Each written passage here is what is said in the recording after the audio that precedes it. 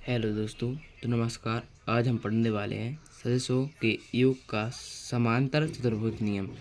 यह है अध्याय 3 में है समतल में गति। तो यह फिजिक्स का बहुत ही आईएमपी क्वेश्चन है जो परीक्षा में कई बार आया है। तो चलिए हम शुरू करते हैं इसको अब। तो हम शुरू करते हैं। यदि दो सदिश, पहला हम दो सदिश को ले लेंगे तो नीचे काटेंगे। पहला सदिश ए हो जाएगा, ए वेक्टर, और दूसरा सदस्य ले लेंगे ए हो जाएगा बी वेक्टर। ये हमने दो सदस्य ले लेंगे। तो किसी समांतर चतुर्भुज की दो संलग्न भुजाओं द्वारा, अब हमें एक समांतर चतुर्भुज बनाना पड़ेगा, जो कि समांतर चतुर्भुज इस प्रकार बनाती हैं कि उनकी आमने सामने की भुजाएं समान होनी चाहिए। तो हम पहले समांतर चतुर्भुज बना लेंगे। तो ये हमारा समांतर चतुर्भुज बन गया है। तो इसका नामकरण कर लेंगे ओ पी क्यू एस। तो आप सोच रहे होंगे कि क्यू के बाद एस क्यों ले गया, क्योंकि आर को हम मान के चलते हैं। तो आगे बढ़ते हैं। तो समांतर चतुर्भुज की दो संलग्न भुजाओं द्वारा परिमाण व दिशा में प्रदर्शित किया जाए। तो उनकी परिमाण व दिशा में प्रदर्शित किया जाए तो उसका परिणामी सदिश परिमाण और दिशा में, अब हम इनका लिख देंगे। इसको यहाँ पर लिख देंगे ओ पी ए सदिश। आप इसको कहीं भी लिख सकते हैं, चाहे पी क्यू में या क्यू एस में या ओ एस में। तो एक सदिश हम ए लेंगे बी वेक्टर, और मान के चलेंगे यहाँ पर आर वेक्टर। ये हमने मान लिया है। तो कटान बिंदु से होगा जाता है, तो इनका कटान बिंदु यह है। तो हमने यहाँ से आर वेक्टर ले लिया है, कटान बिंदु से होकर जाता है।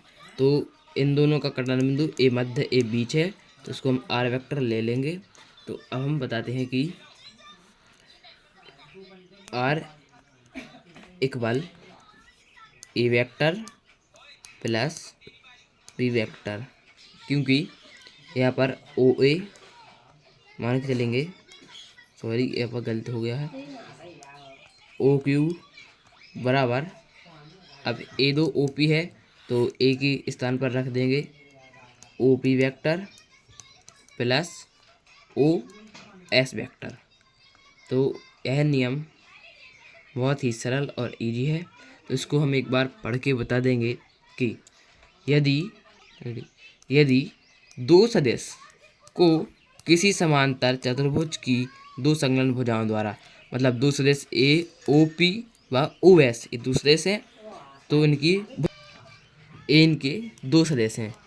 ओ एक ए सदस्य हो गया ओ पी और ओ एस। तो ए मतलब ए वेक्टर और बी वेक्टर। तो बी वेक्टर तो परिमाण व दिशा में, ए इनके परिमाण हो गए, ए इनकी दिशा हो गई, में प्रदर्शित किया जाए तो उसका परिणामी सदिश, तो इनका परिणामी सदिश क्या होगा, परिमाण और दिशा में, इसकी परिमाण और दिशा में उस विकर्ण से, मतलब इस विकर्ण है इससे प्रदर्शित किया जाएगा, जो कि दोनों भुजाओं के कटान बिंदु से होकर जाता है। तो ये दोनों भुजाएं हैं, तो इसके कटान बिंदु से होकर ये जाता है। मतलब ए वेक्टर और बी वेक्टर ये दो भुजाएं हैं, और इनकी कटान बिंदु ए मध्य यहाँ पर है, तो आर वेक्टर से जाता है।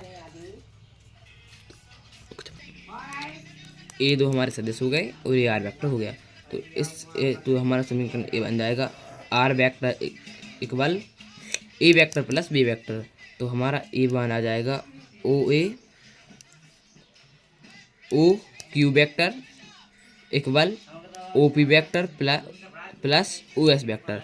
ये आपको लग रहा होगा कहाँ से आ गया, तो हमारा माना ए वेक्टर ए है, ये वेक्टर है, तो इन दोनों ए ओ पी एक भुजा है, तो ओ पी के ए वेक्टर के स्थान पर आ गया ओ पी वेक्टर, और बी वेक्टर के स्थान पर आ गया ओ एस वेक्टर।